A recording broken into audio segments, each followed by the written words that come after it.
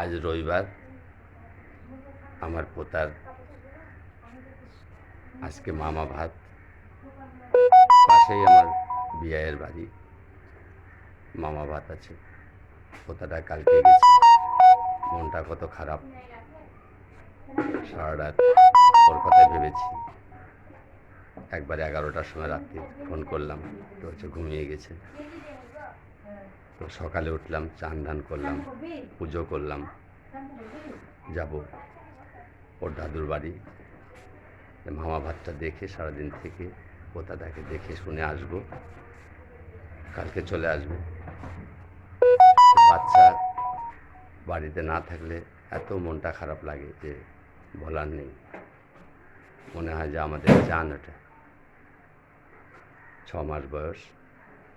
আগের সপ্তাহে আমরা মুখে ভাত দিয়েছি, এই সপ্তাহে এই রবিবার আজকে মামা ভাত আছে। এখন যাচ্ছি। সবাই ভালো থাকবেন, সুস্থ থাকবেন। আমাকে লাইক করবেন, সাবস্ক্রাইব করবেন। আরও ভালো ভালো ভিডিও আপনাদেরকে শোনানোর জন্য, দেখানোর জন্য। নমস্কার।